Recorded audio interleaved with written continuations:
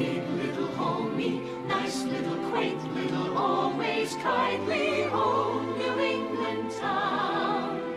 Welcome.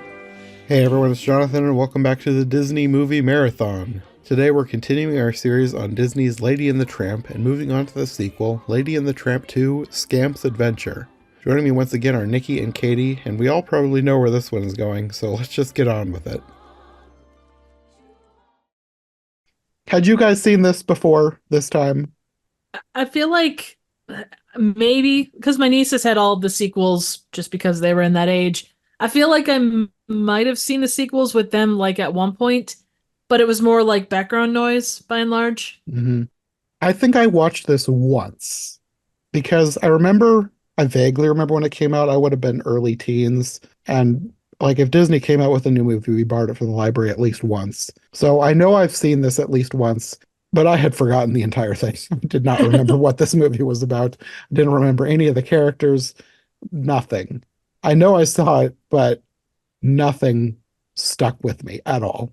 Yeah, I remember I had seen it as a kid. I think I rented it a couple years after it came out. Because I think I remember it too well for when it came out. I mean, it's seen it then, but I remember scenes more based off of on one of my VHSs. It had a trailer on that for this movie, and I saw that more often. And so it was really strange because it's one of those trailers where they have lines of dialogue playing over scenes that aren't where the dialogue goes, but they kind of lip sync to the dialogue. So I'm watching the movie and it's weird because the dialogue's not coming out at the right scene from my memory of this trailer. And I'm like, this is trippy and weird. But I didn't like it back then, and I think I had good taste. So you're saying it hasn't gotten better with age? No, it's got maybe worse. That's fair. Because I was reminded what Scamp sounded like. I will also say I haven't, like, I guess when my nieces were young, they watched a lot of the sequels to the original Disney pieces. Mm-hmm. And like with Little Mermaid and pieces like that, there wasn't that much difference between like the original piece and the art style of the remake or the sequel. But with this being, you're talking a good 40 years in most cases, to at least the mid to late 90s. Mm-hmm. And it was interesting to see them like try and match that pattern. Yeah, there's such a huge difference in art style, and this is also something I thought of when I watched Bambi 2 for the podcast. It's such a huge departure. It's so long since the original. I mean, not only does it not need to be made, but the art style just can't be the same because they're using completely different tools. Well, and the talent is different too. You're talking about folks that, obviously if you're an artist, you can adapt your style, but to try and match for someone that was drawing that specific way for however long that they did it and ask someone else to come in and copy that style. And Katie, I'm sure you can attest to this. Mm-hmm. It takes time, and it's not as simple as people would go, oh, well, just, draw it like this. Yeah. So I don't know how much, again, IMDb, some of the trivia you can trust, but others, I don't know. According to what I saw in the trivia for this, the model for Scrappy-Doo from Scooby-Doo and Scamp were based off the same model. What? Again, I don't necessarily think they were. They are similar in nature, but you could say that about a lot of stuff. I mean, I highly doubt it, but it just, the kind of characters that they are, it kind of is a fun little thing. Scampy-Doo. I feel like he's more just kind of his model would have been Tramp, but he just has a bigger head. Scrappy-Doo has a much bigger head even than either of them, so also true. He's like 50% head. That's a hell of a thing to have a strong neck to hold up. Can you imagine the neck muscles on that? No wonder he's so crabby all the time. Oh gosh, I mean, he does have a pretty thick neck. I don't think it really stuck out. Well, obviously, I wouldn't have known anybody as a kid, but like there was kind of a lot of big names in this, like far more than there needed to be. Yeah. I feel like Disney was there wasn't really even a poster to put these names on because it's not like this is going to a theater. They're putting this out on DVD. It's like, why do you need to get all of these huge names? Like, I mean, somebody like Jodie Benson, I guess it makes sense. She's kind of Disney royalty, so get somebody like that. But like Scott Wolf and Alyssa Milano, why do they need to be the main characters of this movie? I don't know. Yeah, it almost feels like it's like, oh, we know a guy who knows a guy and we can get this person in your movie or something. Yeah. Yeah, I don't know. It was weird when I saw the names of some of the people in here.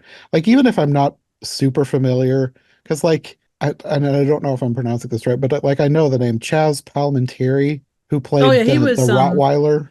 so he plays a lot of like kind of gangster-esque like Italian guys. So like untouchable type guys, Goodfellas, those kinds of like very tough characters.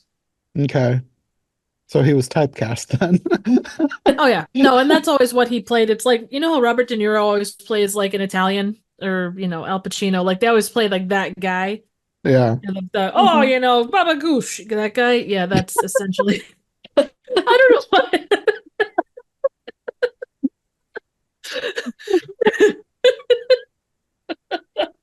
They're like the I'm walking here kind of guy, that whole- Yeah. But definitely he was typecast for that role. He's known for playing like the kind of tough guy. So hmm I think the one that surprised me the most was Mickey Rooney played the Irish Wolfhound, which was just such a weird, like, why Mickey Rooney? because he needs to pay his rent.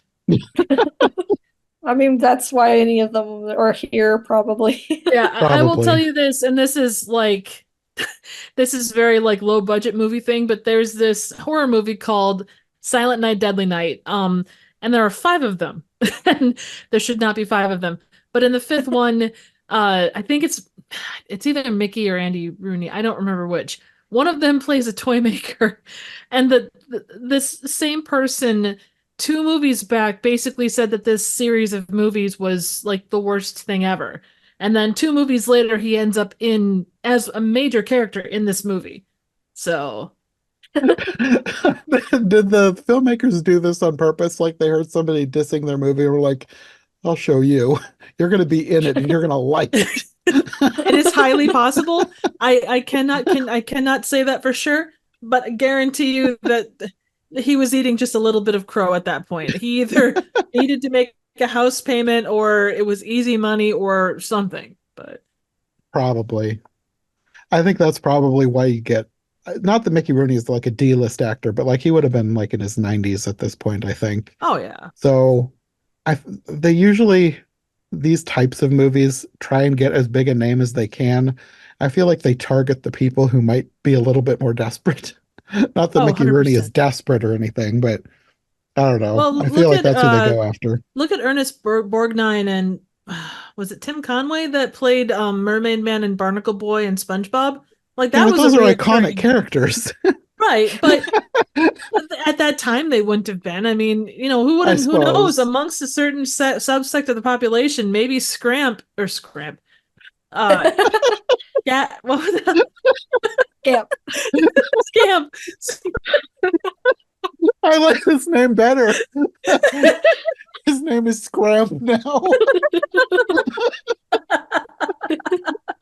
Who's to say that Scamp isn't like an iconic character worthy of his own, franchise? No, please.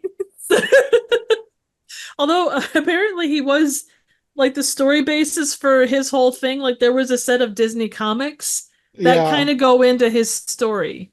that probably is why they chose to focus this on him. Not that they had any grand ideas of like, oh, we're going to dive into Disney history and bring back a long forgotten beloved character. No, they just wanted to make a sequel that had name recognition. But it is interesting that they did choose the character that Disney had originally given a comic series to. Yeah. On that note, like the first like 15 minutes, well, 10 minutes of this thing, if you wanted to check off every major character and place from the original, They basically go through and show you everything Yeah. in that first 10 minutes. Yeah. The way this opened was as soon as it started, as soon as this chorus started singing, I was just shaking my head. I was like, this is such a downgrade. Even though I watched this first, like I had remembered enough from watching the original so many times as a kid that this is such an obvious downgrade. I Mhm. don't think Yeah. watching this when I did back then, I would have recognized this as the downgrade because I hadn't watched enough movies to notice things.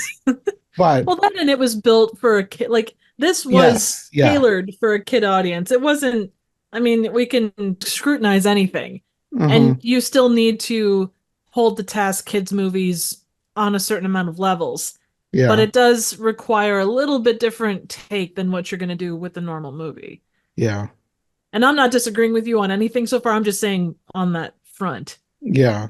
No, that's kind of the whole problem with these movies is that they're built for kids and only kids. Like they are trying to sell a DVD to parents who just want to buy their kids a movie and keep them quiet. The way that Disney made and still tries to do their movies is something that will appeal to the entire family, be as entertaining for the 3-year-old as it is for the 40-year-old.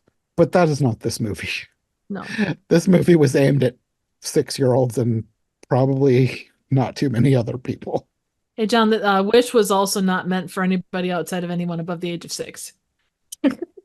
I think they tried to make it, but Um, they didn't quite get there. yeah, and that's disrespectful to 6-year-olds. They have better taste. That is a good point. I will say though, Wish had a couple of songs that I liked. This had no songs that were even remotely memorable. Even though I watched this morning, nothing stuck with me. Yeah, like the songs, they didn't flow well, is just all I can say. Like, I don't understand. I don't know understand songwriting. I don't write songs or anything, but like just the way they were written, like they were so uncatchy and so Out of just place. out of Yeah. place, and the characters are just saying words I for think whatever reason that didn't like stick. part of it is that it is following up a movie that was not a musical. The original did have songs. Occasionally, those songs were sung by characters on screen, but that was not part of that world. Like, if you're going to have a musical and everybody breaks into song, fine. That's part of this world. I can suspend my disbelief. For this, you're coming off of Lady and the Tramp, where that wasn't the norm for the world, even though you had a couple songs that some characters did sing. This is like they were making a musical, and this did not need to be a musical, and all the characters did not need to break into song. They didn't need to interrupt the action with a song. They didn't need to explain action with a song. It felt so weird in this movie. But Jonathan, if you put a song in the movie, then you don't have to show the characters' motivations. You can just tell them. Yeah, I think that's what they were trying to do. Plus, kids love music, right? Right? Sometimes. But like I mean I was early teenage, so I wasn't like a small child. This did not stick with me, and I bet if I asked any of my brothers, they would have also completely forgotten about this movie, and none of the music would have stuck with them either. Yeah, no, nothing really sticks with you. I Agreed. will say that as I was watching, like I was like 2 or 3 songs in, I was like, this is terrible. Who wrote this? And I had to look it up because I was like, there's no way they got actual professional songwriters, but they did. I was shocked when I found out who wrote the songs. Not that I recognized them, but the music was by Melissa Manchester and Norman Gimbel. Norman Gimbel has been working with Disney for decades and decades. Like he's passed on now, but like he wrote "A Whale of a Tale" for the 20,000 Leagues Under the Sea, which is an iconic Disney song. Maybe he was having an off year. Maybe. Melissa Manchester also is long career. She wrote music for The Great Mouse Detective. She voiced the singer Mouse in the bar scene. She was famous enough that she was a featured guest on The Muppet Show in 1980. Wow. So I feel like they should have done a better job. Sorry, but they were not on the top of their game for this movie. It's like when like when John Williams writes a song and like everyone wants him to score their movie, and sometimes you're like, oh, this one just sounds like all this other music. They're just like, okay, this one I doing for rent, not for passion. I was just gonna say maybe this is like Mickey Rooney voicing a random dog. They just needed the paycheck. Yeah. It could also be a matter of timing. They're like, okay, you have a week to write, 12 new songs and the score, and it better be catchy. That's true also. Because I don't know how long it took to make this movie, but I can bet they didn't spend decades on it like they did for the original. Oh, definitely not.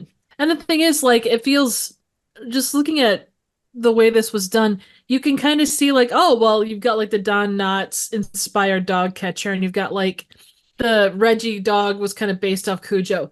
There's a lot of referential stuff, so you're not creating everything from scratch. You've got, like, your basic palette. And sometimes it's used well, and in this case, it's not used well at all. No. For a lot of things, even, I don't want to say like the worst movies, like, because even, I don't know why we keep bringing up Wish, but like even with Wish, there were scenes I enjoyed in Wish. It had its moments that I liked. It had moments that did stick with me past the movie that I would watch again. I cannot think, even though I watched this morning, I cannot think of a single scene that fully stuck with me as enjoyable.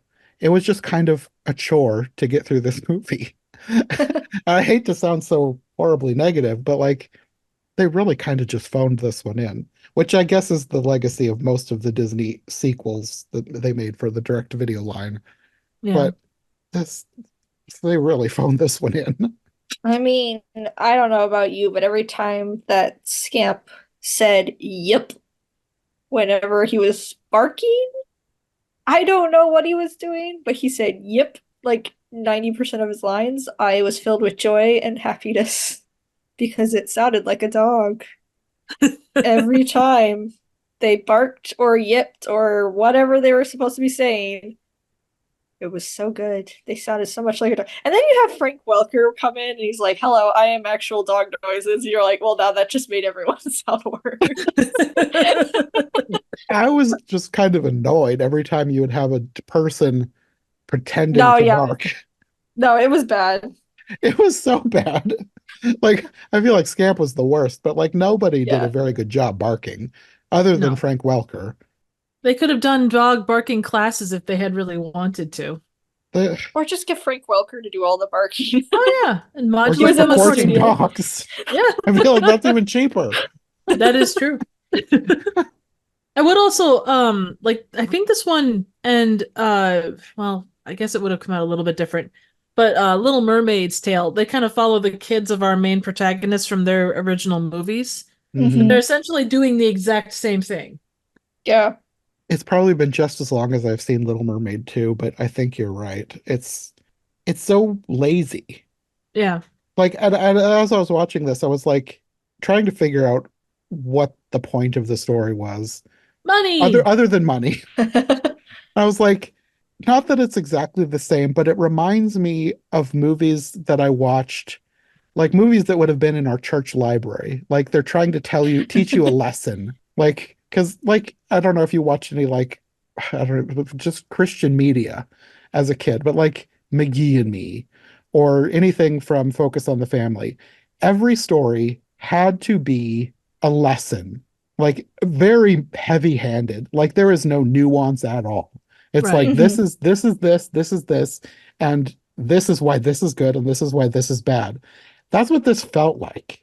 Like the whole point of it was Scamp doesn't like what his parents say, so he runs away from home and finds out the hard way that that the world is a mean place. It felt like stereotypical bad Christian media.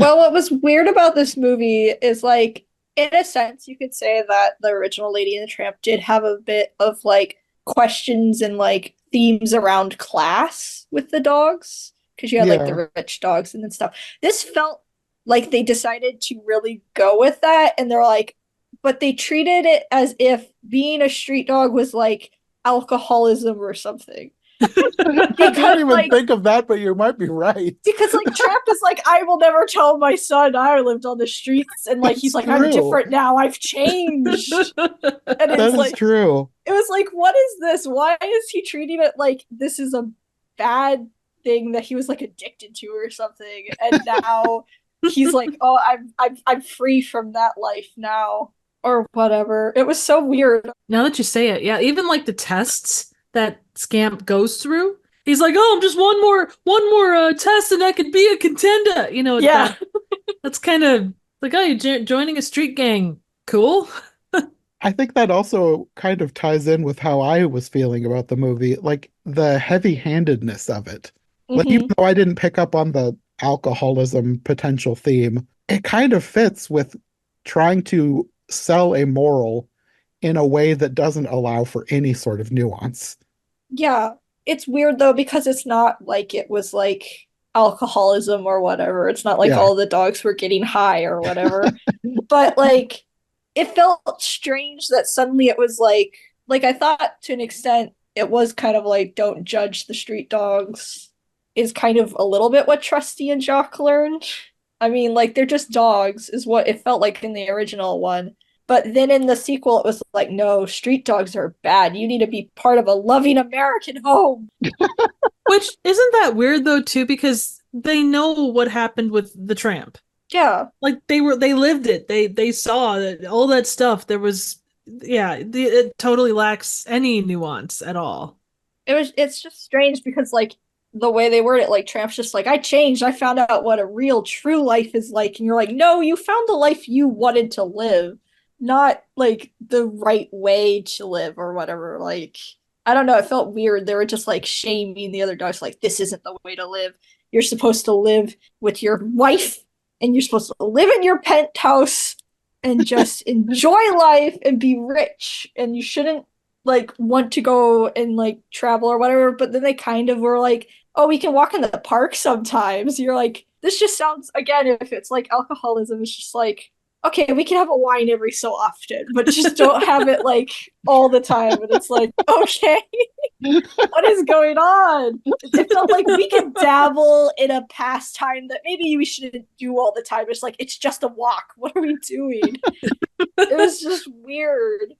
You want to go run in the backyard and possibly get dirty? Gasp. Well, and even with Scamp, like the just the way that he's like, oh well, I want to get dirty and I want to eat out of trash cans and all of that stuff. It's just like, yeah, and I that is totally like a kid thing. Like if you're held on too short of a leash, no pun intended, you definitely get that. But I feel like, you know what, if father and son had taken 2 seconds to communicate. That's what I was thinking through this whole thing. I was like, why aren't you actually just telling him why this is a problem? Because he wouldn't even talk about the fact that he used to live on the streets. Because it's a horrible addiction he had. Being on the streets, he was addicted to the street life. He got soft, man. He got soft. I think this is a problem I have with a lot of movies like this, where somebody just doesn't say something, and like the fact that they withhold this like one piece of information, if they had told it, the entire movie couldn't happen. Yeah. So it's like, well, we got to make it a secret because we need this thing to happen. Doesn't make sense. Men can't talk about their feelings. That's right. I mean, it was 2001. It was a long time ago. What stays on the streets? Yep. I'm sorry, what goes on the streets stays on the streets. Talk about it in your loving family home with your full bowls of food. You're expected to eat all your food. Oh, the horror.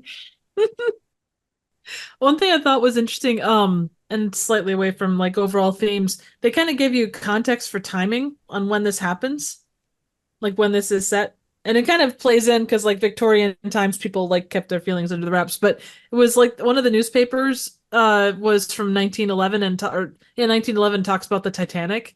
Oh, really? Yeah, I missed that. Apparently. I just saw it in the trivia, so. Well, I probably was only half paying attention because I was so bored. So you call yourself a Disney podcaster, and I don't even know what to say, man. I'm disappointed. I think in talking about these two movies, I figured out another thing that about this one of why it's such a downgrade. Because at its core, this is just as simple a story as the original. Because with the original, you basically have the story of lady is adopted, they have a baby, there's a bit of conflict, she has an adventure out in the world, she comes back, saves the day, the end. With this, you've got this dog, he's unhappy with his life, he runs away, he has an adventure, he finds a girlfriend, he comes back, they get adopted, or she gets adopted. That's it. It's a very simple story, but they throw in like all of these complications that really didn't need to be there. Like meeting the junkyard dogs and finding out that, oh, they actually knew Tramp in the past and this guy was, they were kind of friends. And now he's mad at Tramp for leaving the streets. Okay, so the way he worded it almost sounded like they were like a couple or something. Because he's like, I gave him an ultimatum. It was me or her, and he left. I was like, I'm getting some romantic jealousy from this guy. Again, I could have been a contender.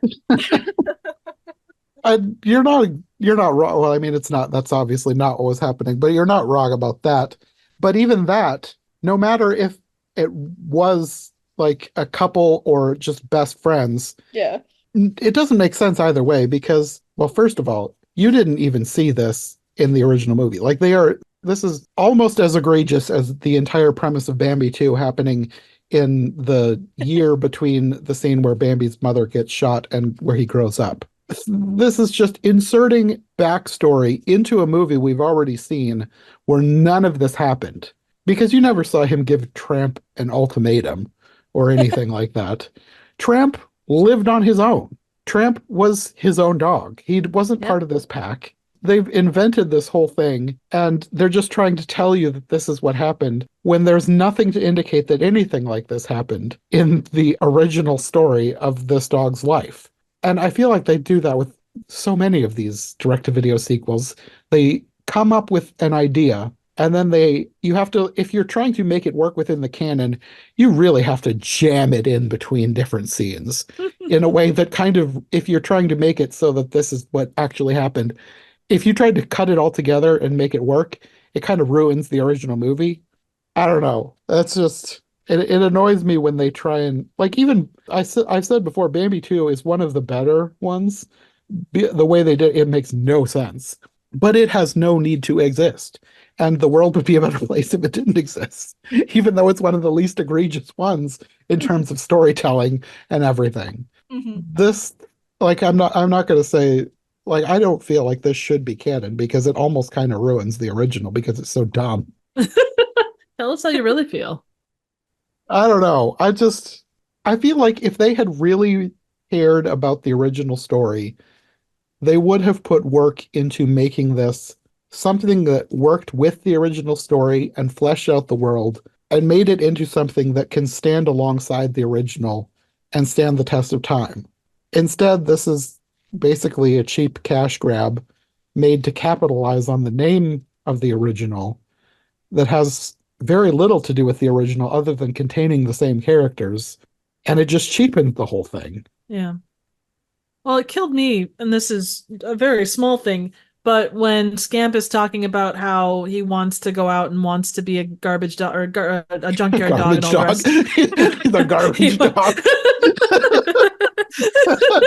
Guess what, Scamp? You don't have to go far because you're already a garbage dog. Tramp the garbage dog. Exactly. Like and Tramp goes to talk to him and such. Like, lady just stands there and does nothing. She doesn't try to, be like, oh, Scamp, blah, blah, blah, blah, blah, or anything like that. It's just, she just stands there and watches. Mm-hmm. And not that she was necessarily the most vocal in the original, but hold her to that level. There was just no, it's like everything was window dressing with exception of Scamp and Angel. Yeah. The characters were just off.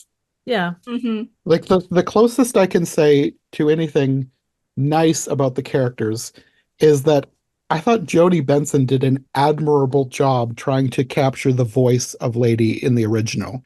Like, I could still tell it was Jodie Benson, but I thought she did a good enough job making it sound like she was actually Lady.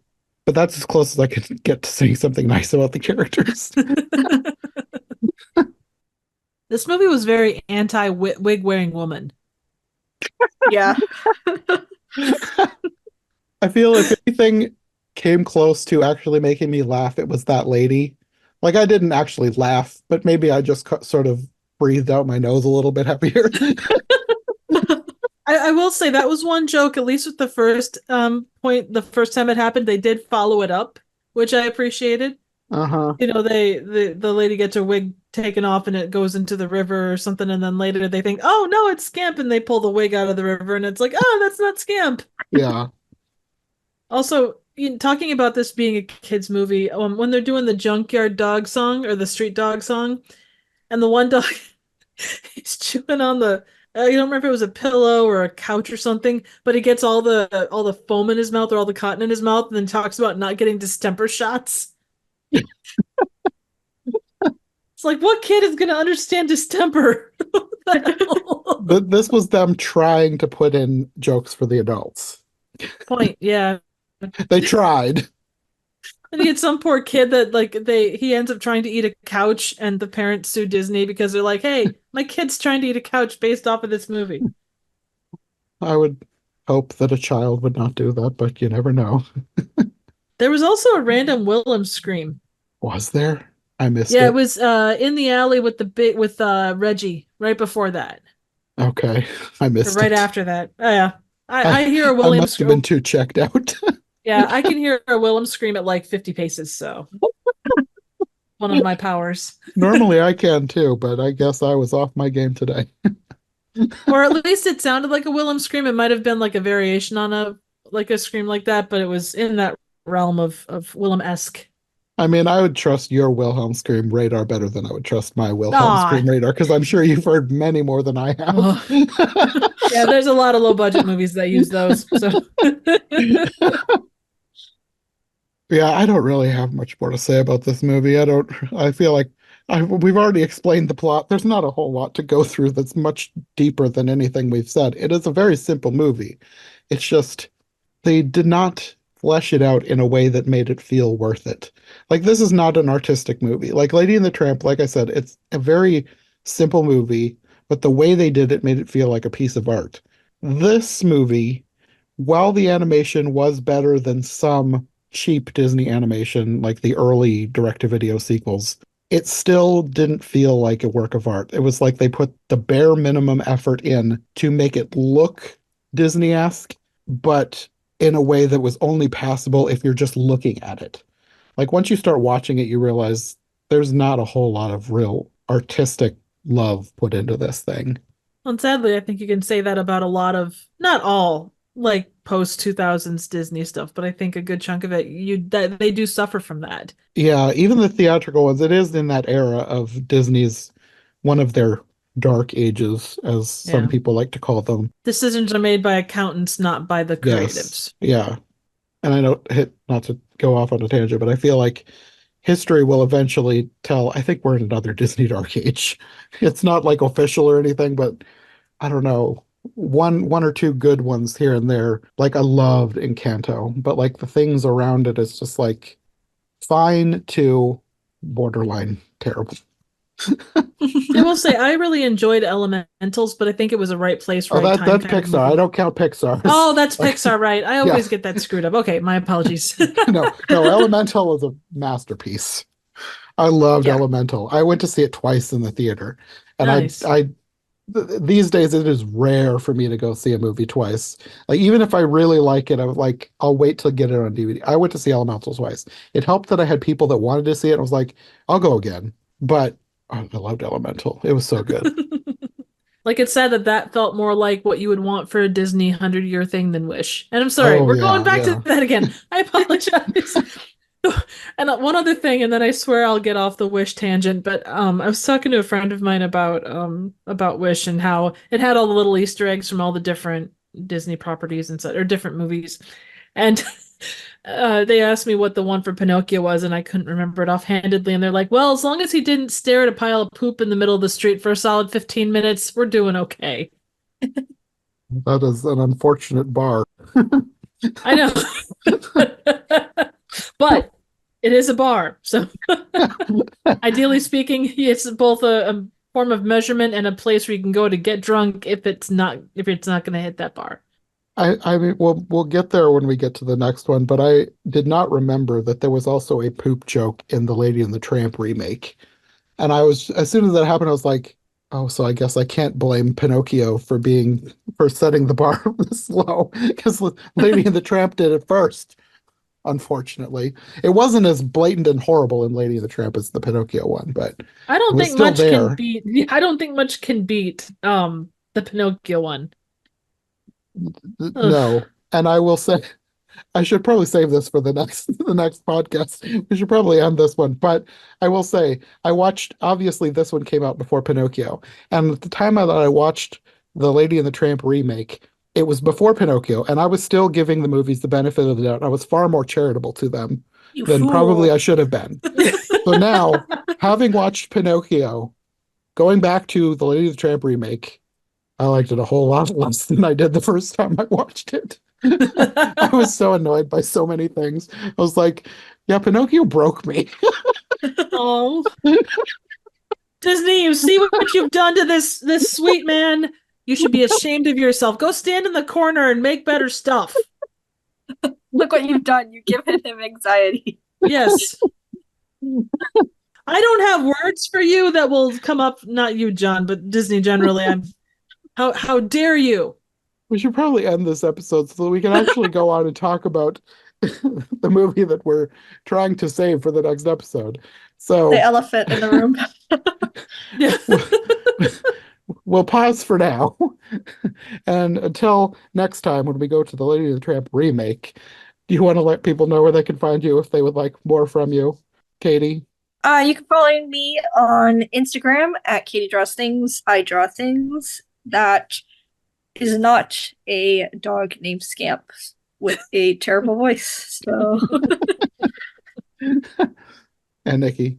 After watching this movie, I will be hiding in the very, very back of my theater here on YouTube, Trivial Theater. I do a wide array of random, obscure, and straight up bad movies, but not Disney sequels. Okay, well, we will see you next time when we talk about the Lady and the Tramp remake from 2019. Thanks for listening to the Disney Movie Marathon. If you enjoyed this episode, make sure to subscribe and follow my co-hosts as well. My Linktree and all of our links will be in the description below. If you want more of my content, all my podcasts are available on YouTube as well as most podcast platforms. If you enjoyed this show, check out one of the other podcasts or check out my Patreon for bonus and extended episodes you won't find anywhere else. We'll be back soon with another brand new episode, so thanks for listening and we'll see you next time.